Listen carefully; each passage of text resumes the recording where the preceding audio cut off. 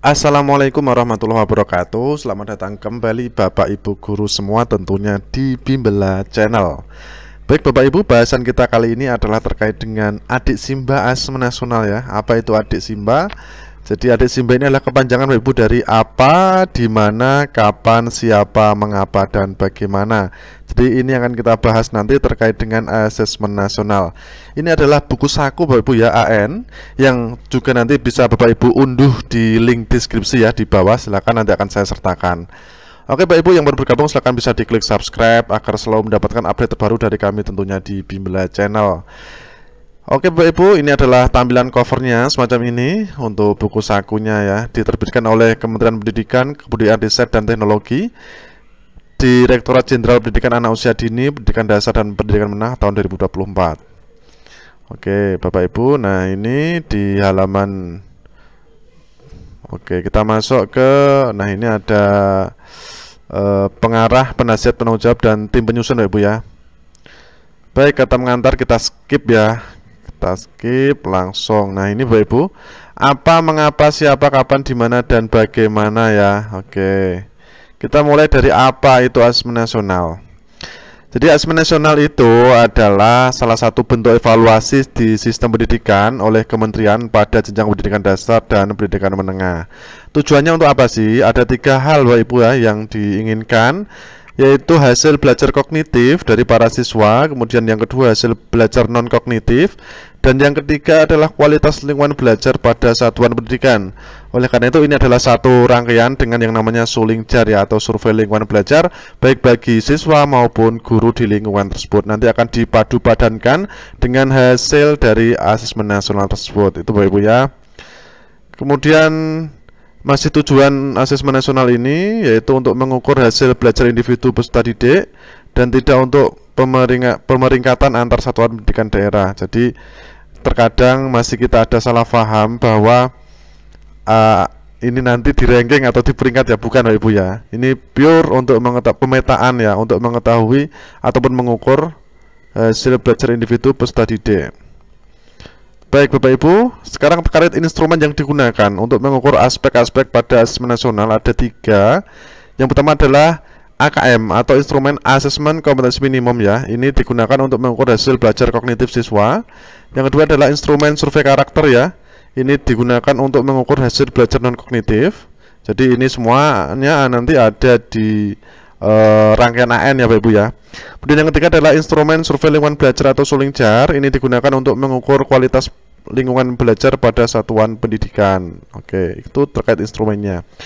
Dan yang kedua, mengapa sih kita perlu melaksanakan asesmen nasional? Bahwa ini adalah sebagai bentuk evaluasi sistem pendidikan yang dilakukan oleh pemerintah pusat. Nah, diperlukan dalam rangka apa? Memperoleh informasi yang akurat dan komprehensif untuk menghasilkan profil pendidikan, sehingga nanti dari situ akan diambil kebijakan-kebijakan yang akhirnya dapat memajukan pendidikan di Indonesia, semacam itu Bapak Ibu ya. Oke, itulah mengapa diadakan AN. Kemudian siapa? Siapa peserta AN atau asesmen nasional? Ya Bapak Ibu ya. Nah, asesmen nasional ini diikuti oleh seluruh satuan pendidikan, jenjang pendidikan dasar dan pendidikan menengah, termasuk satuan pendidikan Indonesia di luar negeri, SILN dan PKBM di luar negeri yang memiliki NPSN. Nah ini Bapak Ibu ya. Jadi peserta asesmen ini dalam infografis semacam ini dalam tabel, yaitu peserta didik ini mengerjakan 3 instrumen ini, AKM, survei karakter, dan survei lingkungan belajar. Sedangkan untuk kepala dan guru atau pendidik ini cuma mengerjakan instrumen yang ketiga, yaitu survei lingkungan belajar atau Sulingjar. Nanti ketiganya ini akan dipadu-padankan, hasilnya nanti muncullah sebagai rapor AN Bapak Ibu ya. Oke, kita lanjut. Persyaratan peserta yang dapat mengikuti AN. Yang pertama, ada di Dapodik atau EMIS, Dapodik untuk dinas dan EMIS untuk Kemenak. Dinas Pendidikan Dapodik dan EMIS adalah Kemenak yang punya NISN valid. Yang kedua, pesertanya adalah kelas 5, kelas untuk MI atau SD, kelas 8 untuk SMP atau MTS, dan kelas 11 untuk MA ataupun SMA sederajat. Syarat yang ketiga, yaitu peserta didik di jenjang SD atau sederajat atau bentuk lain yang sederajat memiliki laporan penilaian hasil belajar mulai semester ganjil kelas 1 sampai dengan semester genap kelas 4. Oke. SMP, SMA sama Bapak Ibu ya.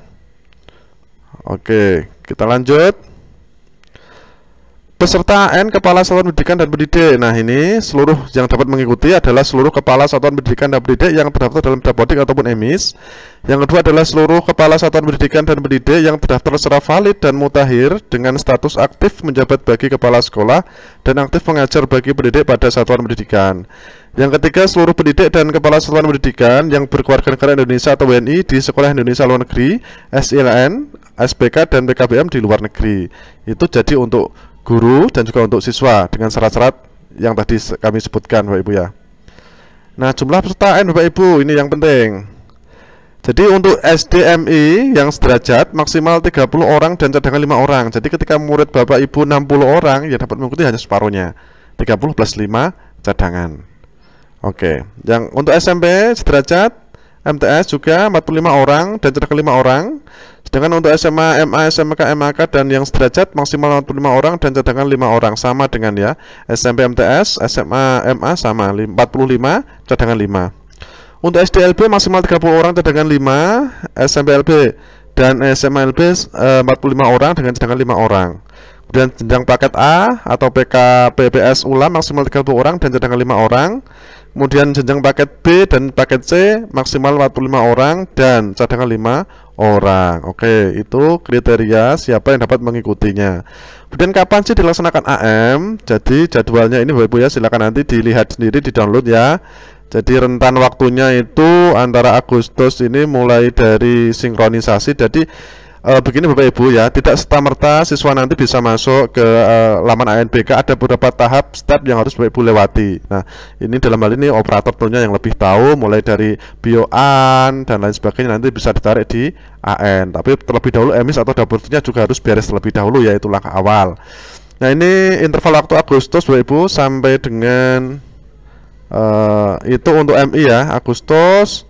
Kemudian pelaksanaannya nanti ada di September.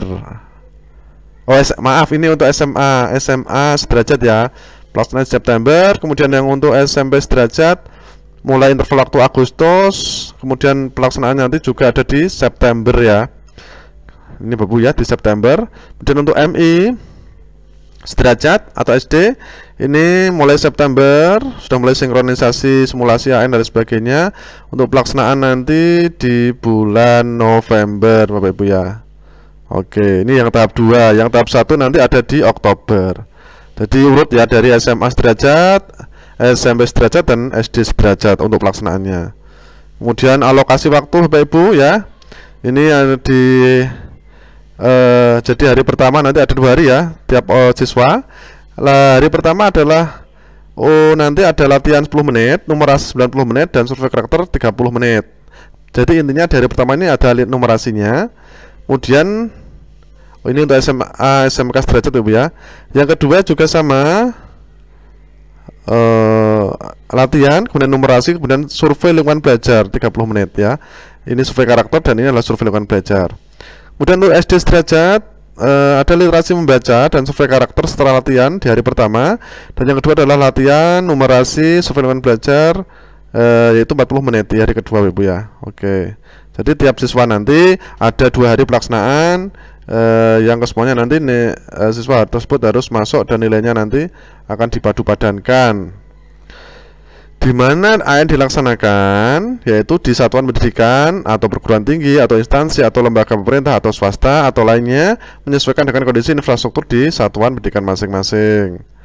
Kepala Satuan Pendidikan dan Pendidik mengisi instrumen survei lingkungan belajar dilakukan secara mandiri dan daring tanpa ditentukan lokasi pengisiannya selama masa pengisian sulingcar berlangsung. Oke, sulingcar bebas diisi dimanapun Bapak Ibu ya.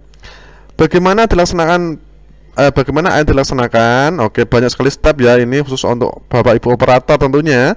Mulai dari pendataan, oke, EMIS, Dapodik itu awalnya ya, nanti diambil dari sana, ditarik ke BIOAN. Setelah BIOAN nanti masuk ke portal ANBK. Nah, semacam itu.